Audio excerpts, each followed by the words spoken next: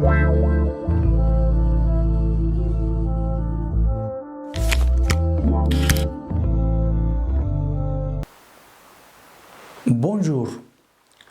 Comme je vous ai dit hier, le Vatican a publié lundi 8 avril Dignitas Infinita, une déclaration du dicaster pour la doctrine de la foi sur la dignité humaine. Ce texte, qui porte la marque du pape François, se prononce sur des thématiques nouvelles comme la gestation pour autrui et le genre. Comme pilule, mettons en valeur notre dignité humaine. Dignitas infinita, infinie dignité. En deux mots, le Vatican entend poser les fonds de sa réflexion sur la notion de la dignité humaine, élaborée pour le dicaster pour la doctrine de la foi. Dans ce texte de 66 points, et dont la publication a été approuvée par le pape lui-même, le préfet du dicaster, le théologien argentin et cardinal Víctor Manuel Fernández, offre une sorte de mise à jour de la doctrine sociale de l'Église. La dignité, concept central des textes composant depuis plus d'un demi-siècle l'appareil social et moral de l'Église, est décrite ici selon 4 dimensions. Dignité ontologique, par le simple fait d'exister et d'être voulu par Dieu. Dignité morale, liée à l'exercice de la liberté humaine. Dignité sociale, liée aux conditions de vie. Et enfin, dignité existentielle, liée à la perception que la personne a de sa propre dignité. Si cette structuration est couramment utilisée par les théologiens moralistes, c'est la première fois qu'elle est déployée ainsi par un texte magistériel. L'expression de dignité existentielle n'avait jamais figuré auparavant dans un document de ce niveau. Aujourd'hui, on parle de plus en plus souvent d'une vie digne et d'une vie indigne.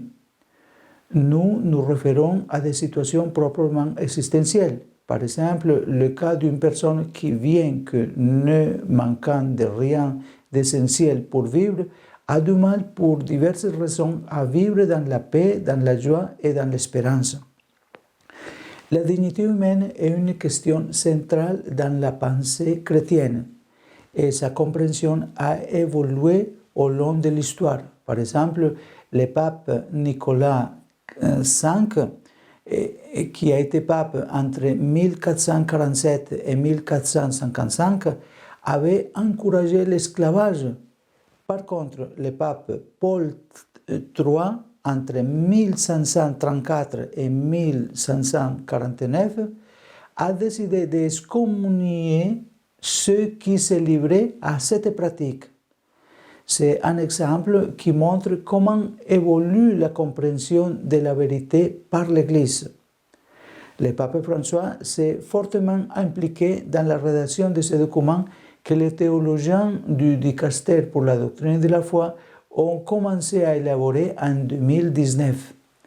Ce groupe de théologiens ont identifié 13 domaines dans lesquels la dignité humaine fait l'objet de violations graves. En tête de la déclaration ont été introduits les thèmes demandés par le pape comme les abus sexuels, le travail des migrants, la guerre ou la traite des personnes. L'Église déplore ainsi les effets destructeurs de l'empire de l'argent sur le drame de la pauvreté, mais aussi l'importance de considérer les migrants comme des personnes.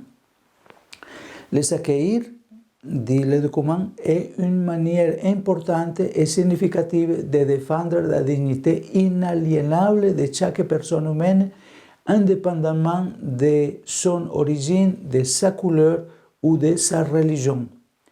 Il affirme également que le phénomène du féminicide ne serait jamais assez condamné.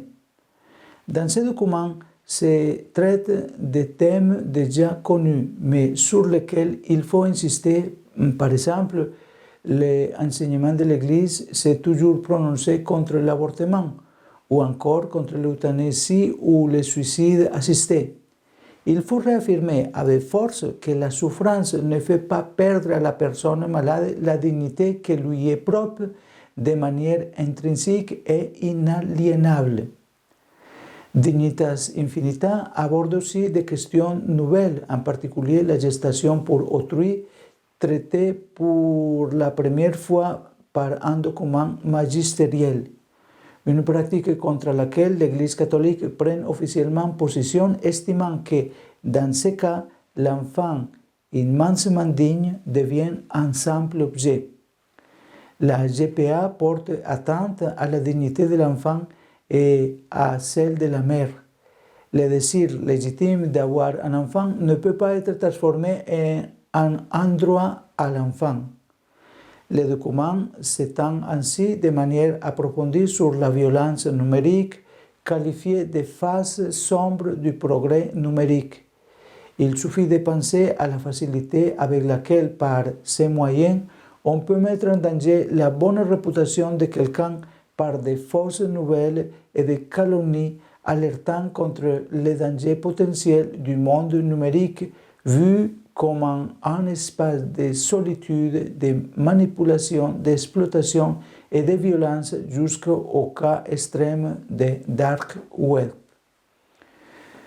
Autre thématique développée pour la première fois, c'est la théorie de Chartres. Vouloir disposer de soi, comme le prescrit la théorie de Chartres, sans tenir compte de cette vérité fondamentale de la vie humaine comme don, ne signifie rien d'autre que céder à la tentation séculaire de l'être humain se faisant Dieu et entrant en rivalité avec le vrai Dieu d'amour que nous révèle l'Évangile. L'essentiel, en appelant ainsi au respect du corps, comme il le fait avec les changements de sexe, qui constitue à ses yeux une menace de la dignité unique d'une personne qui a reçu au moment de la conception. Assez attendu, ces condamnations laissent aussi apparaître un espace pour une discussion sur certains thèmes. Pour la première fois, un document magistériel se prononce contre la criminalisation des personnes homosexuelles. Il faut dénoncer comme contraire à la dignité humaine le fait que dans certains endroits, de nombreuses personnes soient emprisonnées, torturées et même privées du bien de la vie uniquement en raison de leur orientation sexuelle est écrit dans ces documents. Il est douloureux que certains catholiques défendent ces lois iniques, a précisé le cardinal Fernandez, préfet de la doctrine de la foi devant les journalistes. Il a raconté avoir lu il y a peu le texte d'un groupe de catholiques se félicitant de l'adoption de lois contre les homosexuels dans leur pays. Il affirme « J'ai cru mourir en lisant qu'un catholique portant une telle conception de la dignité humaine puisse penser une chose pareille. Nous sommes évidemment en faveur de la dépénalisation de l'homosexualité », a-t-il ajouté. De même, si l'Église identifie les changements de sexe comme une menace à la dignité humaine, elle affirme que c'est le cas en règle générale, laissant donc l'espace à des cas particuliers. Une marque de l'expérience du pape qui reçoit régulièrement des groupes de personnes transgenres.